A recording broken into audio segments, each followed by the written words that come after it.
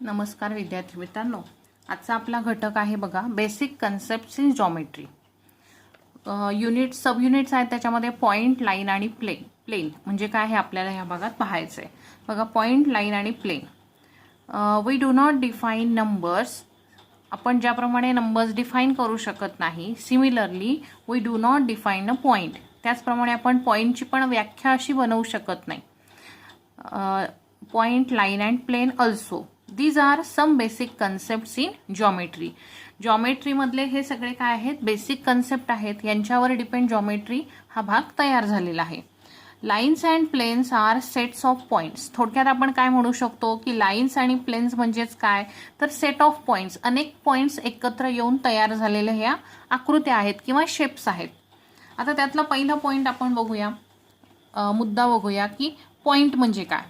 बघा, a point just show position.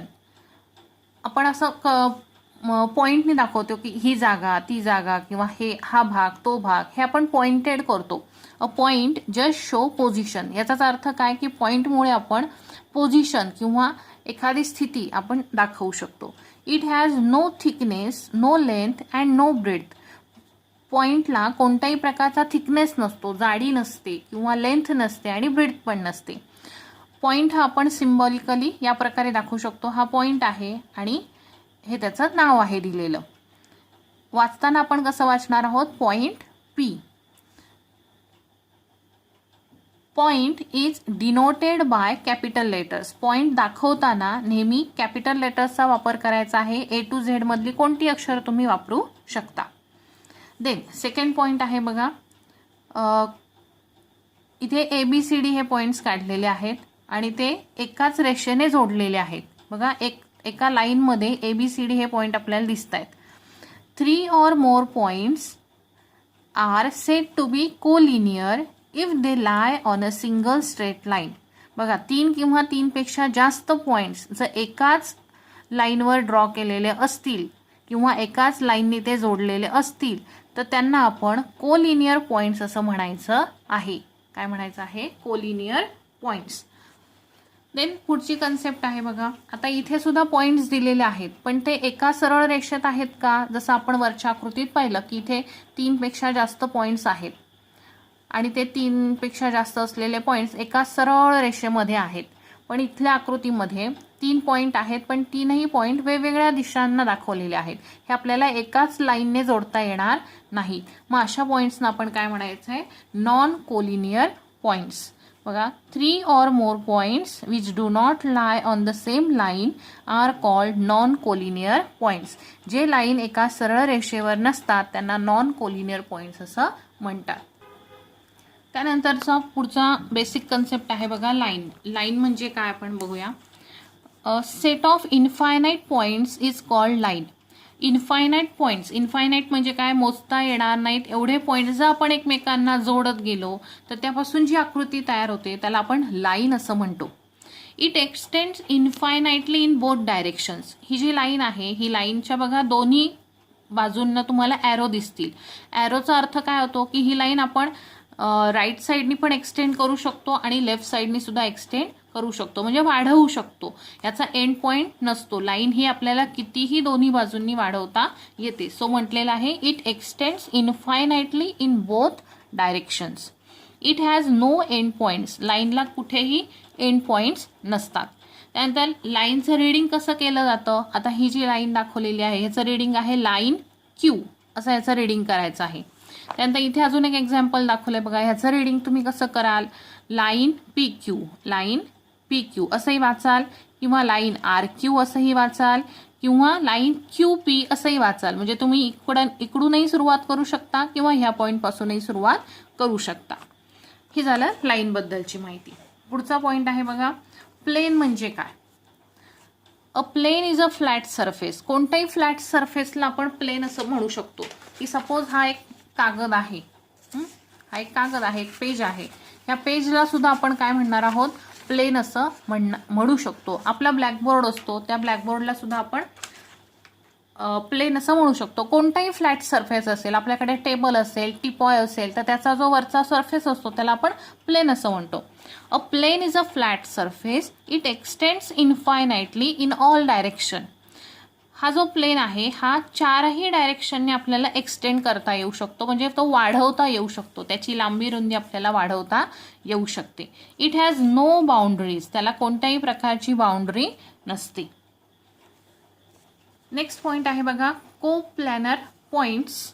Coplanar points म्हणजे काय की जे पॉइंट एकाच प्लेनमध्ये ड्रॉ केलेले असतात त्यांना म्हणायचं आहे coplanar points. The points which are lie on the same plane is called coplanar points. जसं point HIJ. Then next point आहे non coplanar points. The points are that do not lie on the same plane. एकाच प्लेनमध्ये जे points draw केलेले नसतात त्यांना non coplanar points असं म्हणतात. जसं आता या ठिकाणी KLM हे प्लेनमध्ये काढलेले आहेत, पण N हा प्लेनच्या आउटसाईडला आहे, म्हणून हे चारही पॉईंट्स जे आहेत त्यांना आपण नॉन कोप्लेनर पॉईंट्स असं म्हणणार आहोत. आता यावर डिपेंड आपण क्वेश्चन पाहूया. बघा असाइनमेंट दिलेली आहे, सॉल्व सांगितलंय करायला. How many lines can we draw from given one point. जर तुम्हाला एक पॉईंट दिलेला असेल तर त्या एका पॉईंटमधून जाणाऱ्या तुम्ही किती लाईन्स ड्रॉ करू शकता. तुम्ही एका पॉईंटमधून जाणाऱ्या अशा कितीही लाईन्स ड्रॉ करू शकता. मग याचं उत्तर काय लिहाल तुम्ही, infinite lines. We can draw infinite lines from a given one point, असं उत्तर तुम्ही त्याचं लिहायचं आहे. Infinite lines. ओके, हे आन्सर झालेच. तर नेक्स्ट क्वेश्चन आहे, how many line can we draw from given two points. दिलेल्या 2 पॉइंट्स मधून जाणाऱ्या आपण किती लाईन्स ड्रॉ करू शकतो. बघा हे जर जोडायचं म्हटलं आपल्याला 2 पॉइंट्स, तर ह्या 2 पॉइंट्स मधून जाणारी फक्त एक आणि एकच लाईन आपल्याला ड्रॉ करता येईल. मग we can draw only one line from given 2 points. हे तुम्ही फुल सेंटेन्समध्ये लिहिलं तरी उत्तर चालणार आहे. थर्ड क्वेश्चन आहे, अ line and a point outside a line. A line and a point outside a line म्हणजे एक लाईन तुम्हाला दिलेली आहे आणि त्या लाईनच्या आउटसाइडला एक पॉइंट आहे. ही लाईन आपण L आहे सपोज करूया आणि हा पॉइंट P आहे. अशा प्रकारची ती फिगर आहे की एक लाईन आहे आणि एक पॉइंट त्या लाईनच्या आउटसाइडला आहे. Are included in how many planes. मग हे जी फिगर आहे हे किती प्लेन्समध्ये काढलेल्या असतील किंवा किती प्लेनमध्ये इन्क्लूड असतील, तर हे एका पेजवरती आहे असं सपोज केलंय. तर हा पेज म्हणजे एक प्लेन आहे, म्हणजे एका प्लेनवरती आपण ह्या दोन्ही फिगर ड्रॉ करू शकतो. याचं उत्तर काय येईल, इन हाऊ मेनी प्लेन्स. तर in one plane. In one plane we can draw a line and a point outside a line. Then fourth question येईल, एनी 3 पॉइंट्स आर कोप्लेनर. कोणतेही 3 पॉइंट्स आपण काढले तर ते कोप्लेनर असतील का. बघा इथे आपण ह्या पेजवरती 3 पॉइंट्स काढले, हे कोप्लेनर आहेत का. आहेत, कारण हे पेज म्हणजेच एक प्लेन आहे, त्या प्लेनवरती आपण हे 3 पॉइंट्स काढलेले आहेत, सो दे आर कोप्लेनर. इथे लिहिता येईल yes, they are coplanar. Then any 2 intersecting lines are coplanar. कोणत्याही 2 इंटरसेक्टिंग लाईन्स असतील. इंटरसेक्टिंग लाईन्स म्हणजे एकमेकांना छेदणाऱ्या रेषा, त्या सुद्धा कोप्लेनर असतील का. तर असतील, कारण त्या एकाच प्लेनवरती ड्रॉ केलेल्या आहेत. सो आपल्याला इथे लिहिता येईल yes, 2 intersecting lines are coplanar. Then विचारलंय, write a union set of a plane and a line. एक प्लेन आहे आणि एक लाईन आहे, तर त्याचा युनियन सेट आपल्याला काय लिहिता येईल. बघा सेट्स हा भाग आपण गेल्या वर्षी शिकलेलो आहोत. त्यामध्ये युनियन सेट म्हणजे काय. युनियन सेटचा अर्थ काय होतो, तर दिलेले जे 2 सेट्स असतील त्या 2 सेट्समधले कॉमन पॉईंट्स आपण युनियन सेटमध्ये लिहितो. मग आता सपोज आपण असं म्हणूया की हे एक प्लेन आहे. प्लेन म्हणजे कोणताही एक सरफेस आपण त्याला म्हणतो. मग अशी मी तुम्हाला डेफिनेशन सांगितलं की फ्लॅट सरफेसला आपण प्लेन असं म्हणतो. मग हा एक फ्लॅट सरफेस आहे, सपाट पृष्ठभाग आहे आणि सपोज करूया की हा पेन म्हणजे ही एक लाईन आहे. तर मग आता त्यांनी काय विचारलंय की हा प्लेन आणि ही जी लाईन आहे ह्यांचा युनियन सेट आपण काय लिहिणार. मग आपण ह्या प्लेनवरती ही जर लाईन अशी ड्रॉ केली किंवा अशी लाईन ठेवली तर काय तयार झालेलं दिसतं आपल्याला. बघा ह्या सरफेसवरती इथे डॉट तयार झालेला आहे. ह्या डॉटलाच आपण काय म्हणतो, पॉइंट असं म्हणतो. मग प्लेन आणि लाईन ह्यांच्यामधला युनियन सेट म्हणजेच कॉमन पॉइंट काय असणार आहे, तर हा पॉइंट असणार आहे. यालाच आपण डॉट असणार आहे, त्यालाच आपण पॉइंट असं म्हणतो. मग इथं युनियन सेट काय येणार आहे, तर पॉइंट येणार आहे. मग इथं तुम्ही फुल सेंटेन्समध्ये लिहू शकता, point is an common element in plane and line किंवा sets of plane and line. Then write a union set of two planes. आता टू प्लेन्स असतील तर त्या टू प्लेन्स मधला युनियन सेट काय लिहिता येईल. मग टू प्लेन्स आहेत त्यांच्यातला कॉमन एलिमेंट्स तुम्हाला लिहायचे की सपोज हे एक पेज आहे. बघा ह्या पेजच्या आधारे मी तुम्हाला प्रॅक्टिकली दाखवते. हे पेज मी इथे फोल्ड केलं, बरोबर. सेंटरला मी ते फोल्ड केलं. सेंटरला फोल्ड केल्यामुळे इथे दोन प्लेन्स तयार झाले.